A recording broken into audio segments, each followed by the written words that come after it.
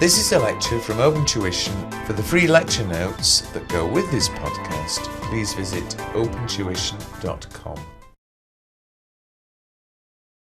Can you turn to example 5? Gamma has just paid a dividend of 30 cents a share. So we're going to have an ex-div value. You agree? Dividends are growing at 4% a year. More importantly, really, we expect them to grow at 4% a year. The shareholder's required rate of return is 15%. Well, what you could do, but again, don't copy this down, you could say, well, what dividends do you expect? They've just paid a dividend, so the first dividend you expect is in a year's time. And you'll expect, surely, 15, was it 15? Sorry, they've just paid 30, I do apologise. But if it's growing at 4%, would you agree in a year's time you'll expect that much? Andre? 30 plus 4%. Don't work it out. No, you agree. Sorry, I'm not going to multiply and waste time, but yeah?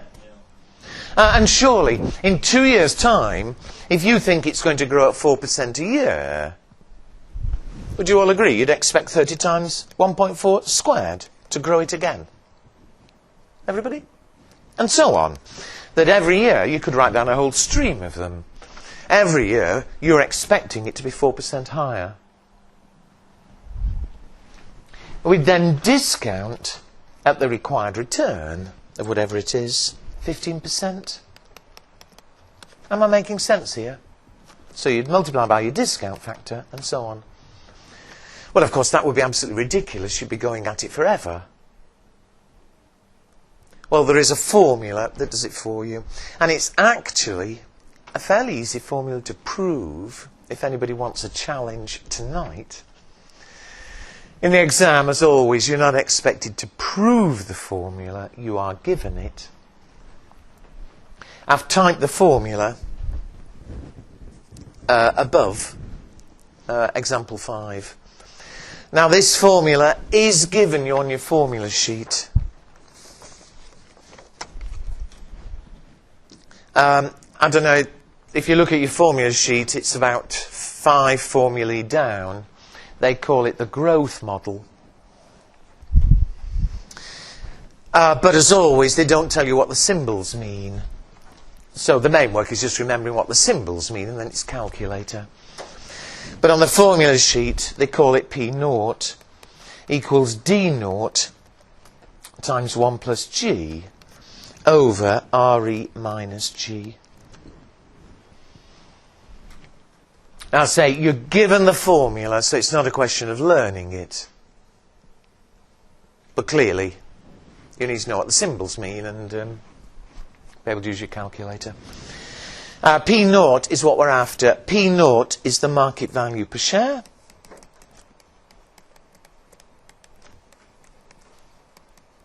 And importantly, the formula gives you the ex-div value. And it's normally ex-div values he's after. D0 is the current dividend.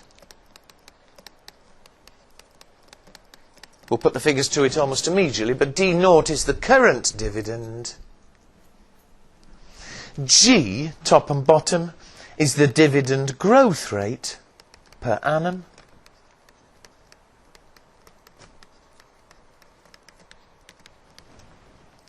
And finally, RE. Now, the examiner's a bastard. You'll see later he uses the same symbol to mean different things. But in this formula, RE, E stands in fact for equity, but it's the shareholder's required rate of return.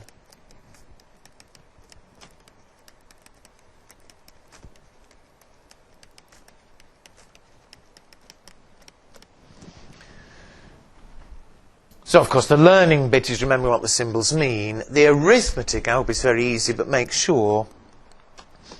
For example, where are we? I've losing my pages. For example 5,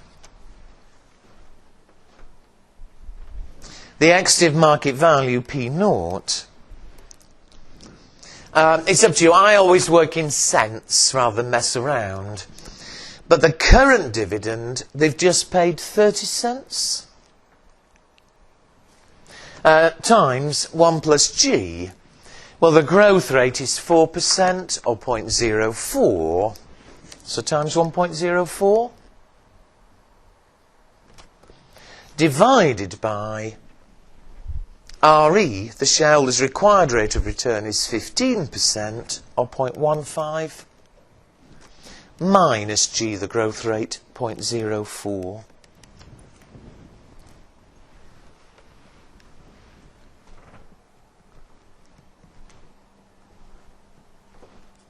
And it's then obvious, well, I hope, baby calculator work. But will you check me? 30 times 1.04 divide by 15 minus 4.11. I get to the nearest cent, 284. Has anybody checked me?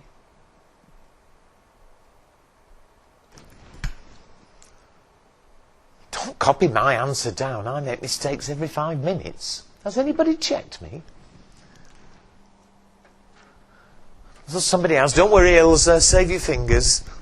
284 to the nearest cent. Or, of course, $2.84.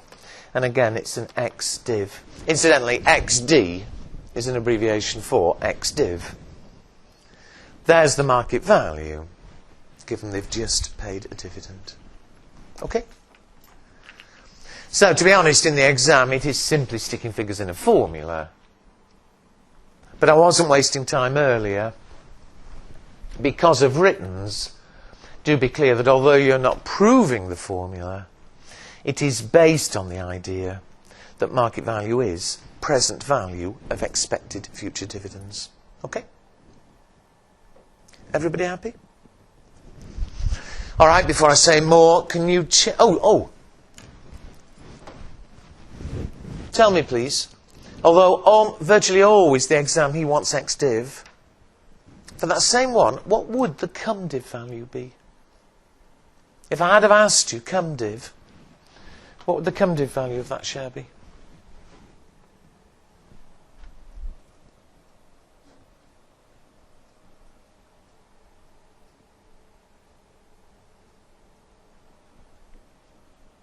Hello? Don't be shy. What would it be if I'd asked you for a cum-div value? 3.4. Yes.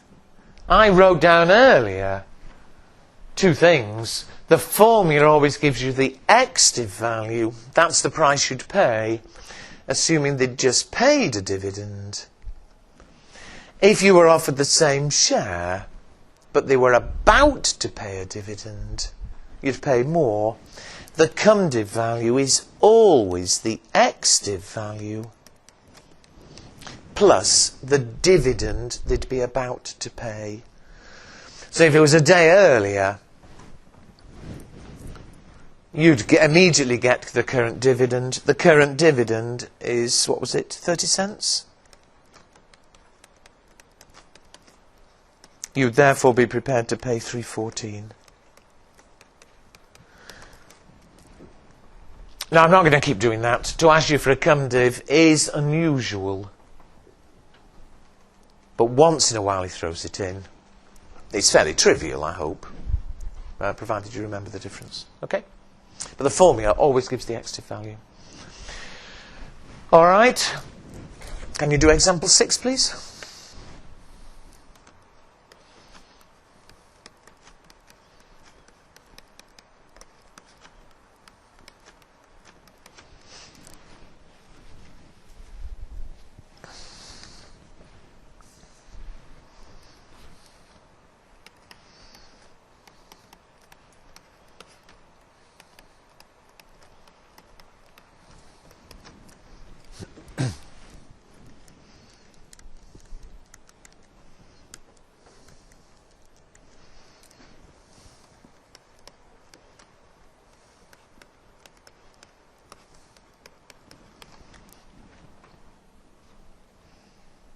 It's simply sticking figures in the formula. D naught, the current dividend is 40 cents. G, the rate of growth, 0.06. RE, the shareholders required return, 0.2. The ex-div value to the nearest cent is 303 or $3.03. And of course, as usual, because they've just paid a dividend, it's the ex-div value that we're being asked for. All right? So it is as simple as that. I'm sorry it took me a while. But as I said, the pure numbers is a joke. A monkey could stick the figures in. Because of writtens, I did need to say what I said. You know, you do need to know basically where it comes from. Is that clear? But all you'll ever need for theoretical valuations is that formula. And in fact, although usually it's like here, a growing dividend. In fact, if you think back to the very first examples we did, if it was a constant dividend, it's still the same formula, because if it's a constant dividend, G, would you agree, is 0? The rate of growth? And of course, if G is 0, it simply becomes dividend divided by required return, which is what we did at the very beginning when we had those constant dividends. So all you ever need is that one formula. And again, it is given on the sheet. Well, you can do lots of practice later. I'm afraid I can't give you more now. It would be a bit silly. But are we all clear there? All right. Well, as I say, I can't give you an exam question yet. You're going to have to bear with me. There's lots of little things we need to do, and I will show you how it's all put together later. But if ever you're asked to value a share, that's it. That's all you'll ever need, that formula. The other thing you could be asked to value, though, we spoke last time that companies can obviously raise money by issuing shares, clearly. That's how we get the market value, today's value. But equally, you could raise money by issuing debt. You remember? Debentures, bonds, loan stocks, and whatever.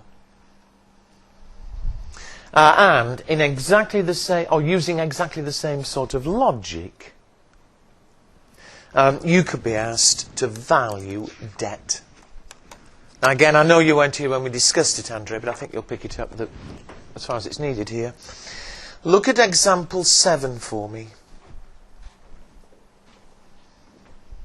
P has in issue 500,000 10% irredeemable debentures. Well, remember, a few things here. Debentures, bonds, loan stock are different names of the same thing. It's simply fixed interest borrowing. The 10%, I hope clearly for everyone, whether you remember last time or not, the 10% is the interest on nominal value.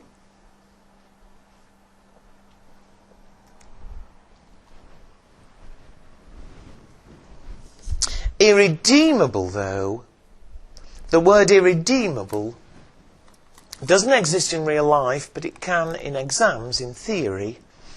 Irredeemable means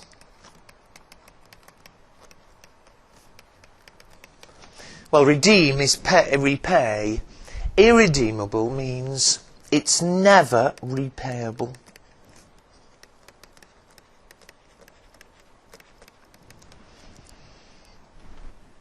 Now, in real life, that doesn't happen. You won't lend money unless you were going to get repaid at some stage. But in theory, it can exist. If you lend money to this company, if you buy these debentures, you would get interest of 10% a year forever. All right? That's irredeemable. However, although this is paying 10% a year interest, you know, I may have borrowed this money 10 years ago. I said I'll pay 10% a year fixed interest, and 10 years ago that was a nice rate, you know. Today, investors currently require 8%. So perhaps today, general interest rates are 8%. Perhaps today they could get 8% from the bank. Well, what we're after is how much would you be prepared today to buy this debt on the stock exchange? Well, I said last time, traded debt, unless you were told different, it's always in units of $100 nominal.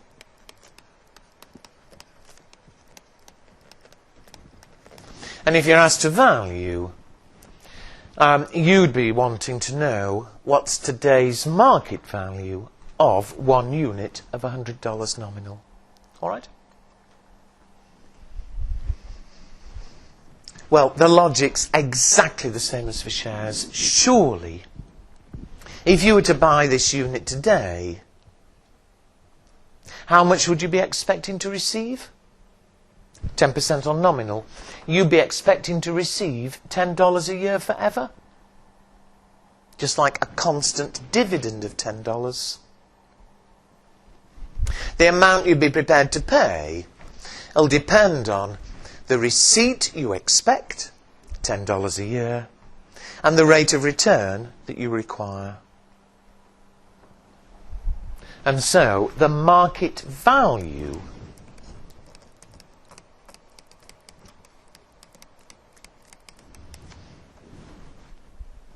again, see the logic. You can learn a formula here, but if you're understanding me, there's no problem.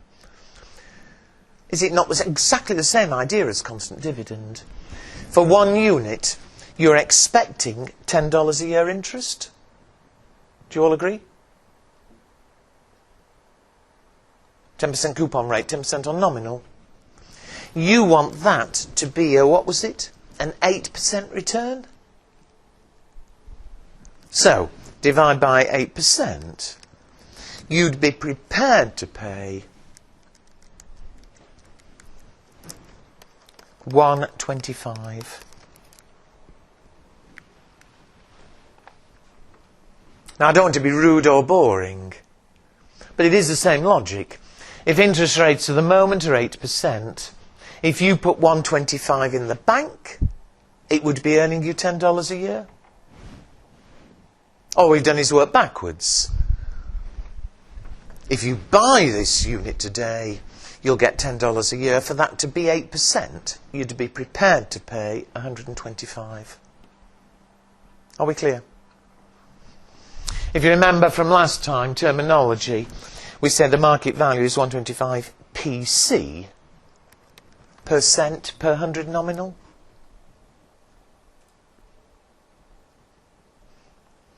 And exactly the same logic as earlier with shares, this would be an X, equivalent to an X div value. We call it X int, X interest. It'd be assuming they'd just paid this year's interest. You'll pay $125. You'll get $10 in 1 year's time, in 2 years' time, and so on, forever. All right? Is everybody with me? Unlikely, but I must check. If I'd ask you for a come interest value, it'd mean you buy it today, you'd immediately get interest back. You know, they were about to pay interest. What would the market value be come interest, please? 1?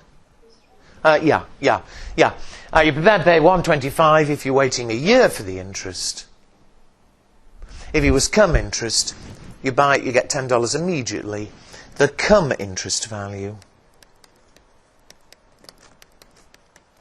Add on the interest you're about to receive, it would be 135. Now again, extremely unlikely. And I'm not going to write down, but just like shares, you always assume it's X interest, unless he said differently. Okay? Also, I must mention, you might be aware from other papers that very often in real life, A company may have 10% borrowing. They pay $10 a year, but very often they pay it every 6 months. They may pay $5 every 6 months. Well, although we can deal with that, in the exam we don't. You would always assume that it was $10 paid once a year. You with me? We never mess around with $5 every 6 months or anything, which would mess it up a tiny bit. Okay? All right, so I hope easy enough. To make sure, can you just write the answer down to number 8, please? Number 8.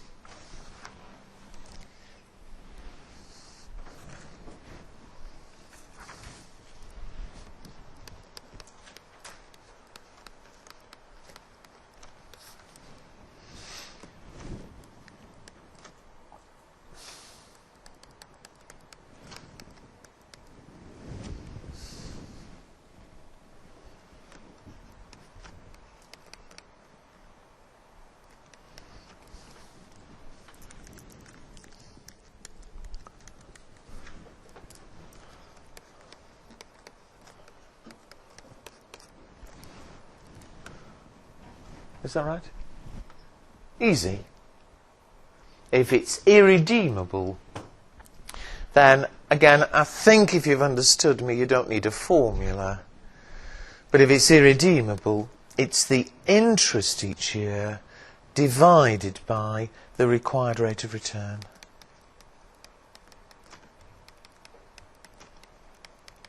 However, that isn't given you on the formula sheet.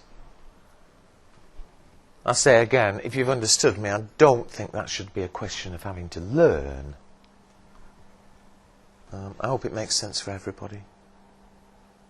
And of course the market value will keep changing, because although we always assume that they pay fixed interest, so this will always pay $6 a year, I think you'd agree, if you came back a year later, general interest rates could be completely different. At the moment we want 12%, maybe banks are paying 12%. Come back in a year, maybe banks are paying 4% interest and you'll be happy with 4%. You understand me? And so as the required return changes, I hope clearly the value on the stock exchange would change as well. From day to day it might be higher, it might be lower. Are we all clear there? Okay, so I think that's easy enough. However, as I said, although in the exam you can have irredeemable debt, and there we are, it's easy. In real life it doesn't exist. Again, you'd never lend money to a company on the basis it would never be repaid. I think you'd agree. And so although you will get irredeemable debt occasionally, more likely, perhaps more practical, you'll have redeemable debt.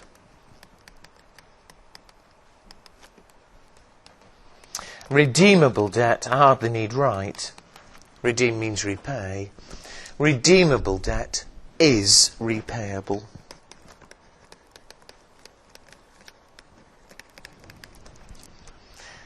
And this is the one place where there is no formula, where we have to go back to what I call first principles. I said earlier when we talked about shares that even though we end up using a formula, we say the market value is the present value of future dividends discounted at required return. Well, in exactly the same way, we say that for debt, the market value is the present value of future receipts.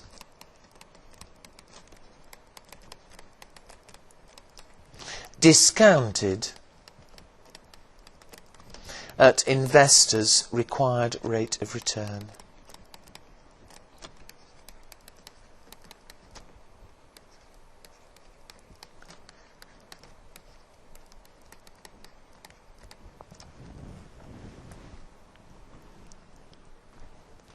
market value is present value of future expected receipts discounted at the investor's required rate of return. All right?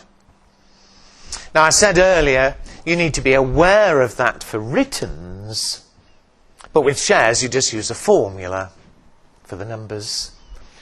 This is the one place, redeemable debt, where there's no sort of quick way, there's no formula, where we'll actually have to apply it. And let me show you what I mean. I'll do one again, and you do one. Look at example 9. R has in issue 400,000 8% debentures, redeemable in 5 years' time at a premium of 10%. I'll remind you what the terminology means as we go through it. Investors require a return of 12%, and we are asked to calculate the market value. All right? I haven't mentioned anything about whether they've paid this year's interest or not. I said earlier, if you're not told, you always assume ex-div when it's shares, ex-int when it's debt. All right? Always do it on 1 unit on $100 nominal.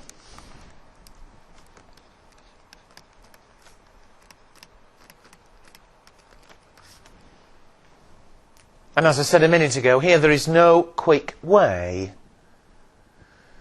We're going to work out the present value of the future receipts. And so if you were to buy 1 unit today, what receipts would you be expecting? Well, of course, you'll be expecting interest. How much interest each year, please? In dollars. How much interest each year will you be expecting? Will you be getting? 8. They're 8% debentures. It means they're paying 8% on nominal value. So the interest will be $8 per annum.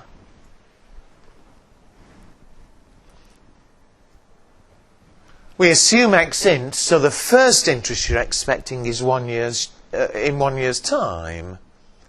You'll be expecting $8 a year, every year, until repayment. They're repayable in when? 5 years' time.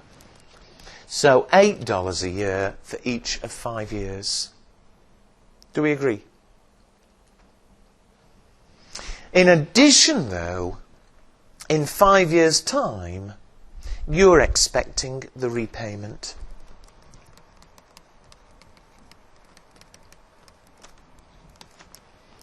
And how much do you expect to be repaid?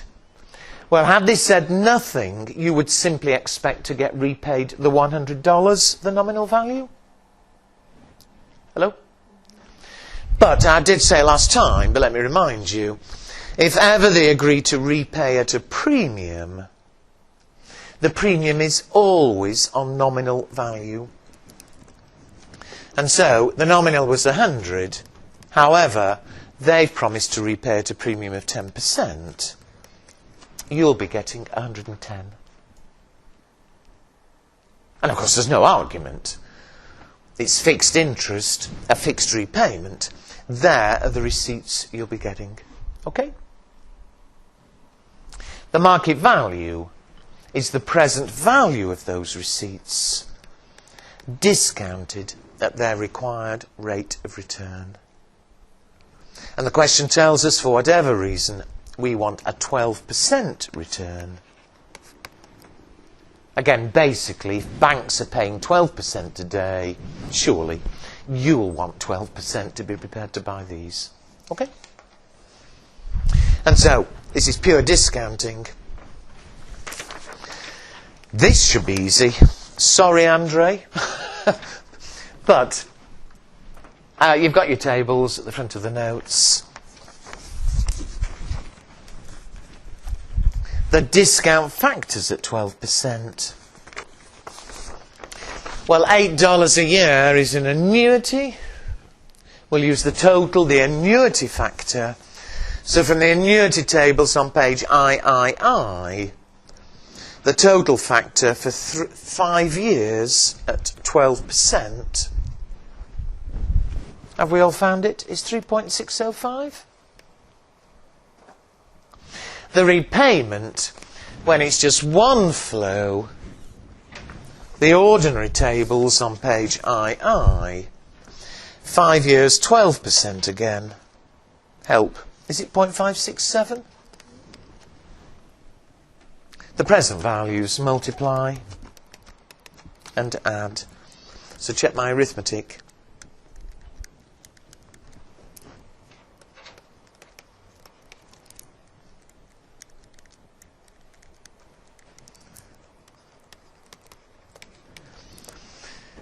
I get a total of, is it 9121?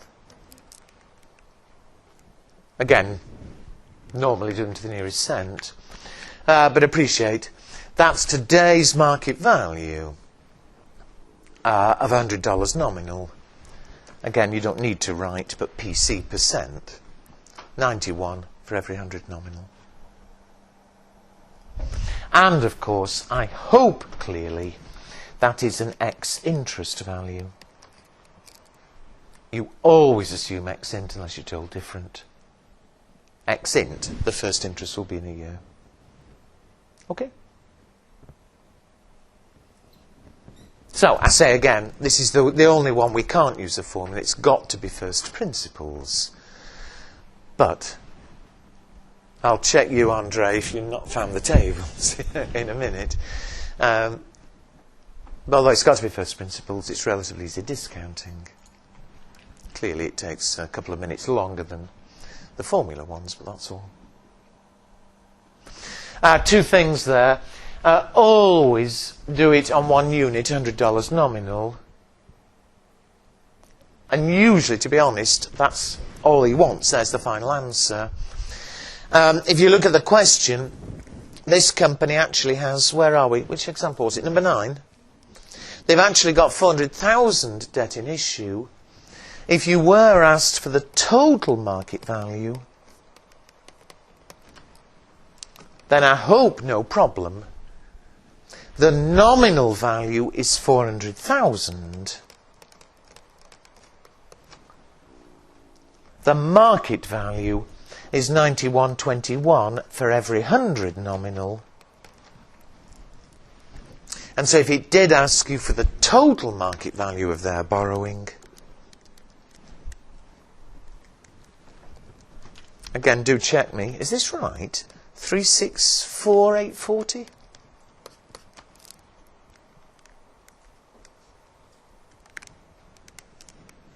It is right. Thank you. But are you all with me? So obviously check the question. Usually it's only the 91.21 you'd be after. If it were total, I hope there's no extra problem. Sorry, Peter. Happy? You look very worried. You're worrying me. That was sort of the easy bit. Yeah. All right. Although in the exam you are just putting the numbers in, obviously.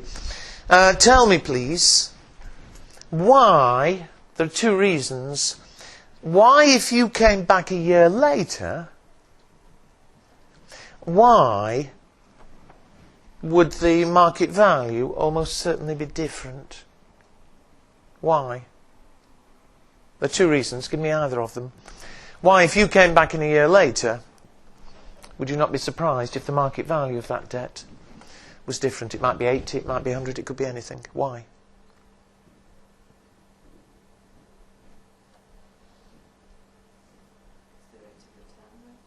One reason is the required rate of return might change.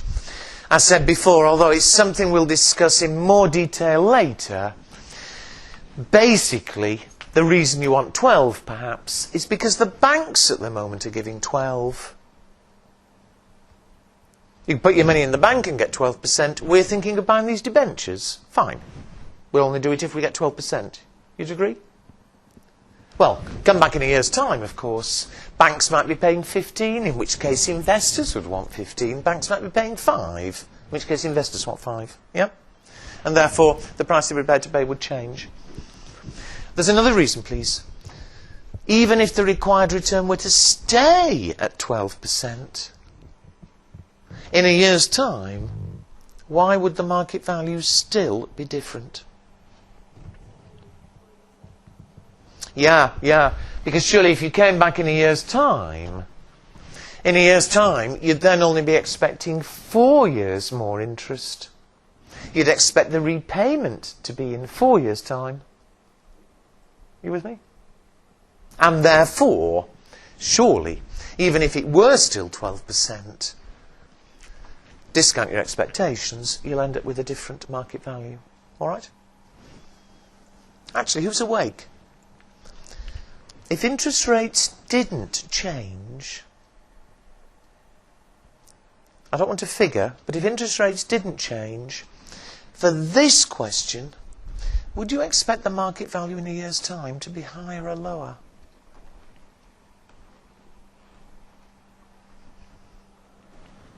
If interest rates stayed at 12%, for this particular question, would you expect the market value in a year's time to be higher or lower than 91?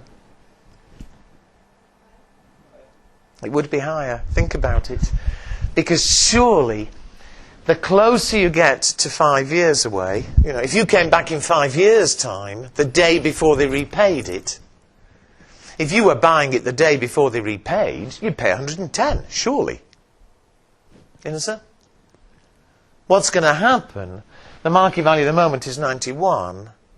The interest you're getting is only $8. We want 12, sort of thing. At the moment it's 91, but the closer it gets to the day of repayment, the closer it'll get to 110. You would expect the market value to go up. All right? The problem is interest rates could change, and therefore year by year, anything could happen. But otherwise you would expect it to go up, get closer and closer to 110. Okay?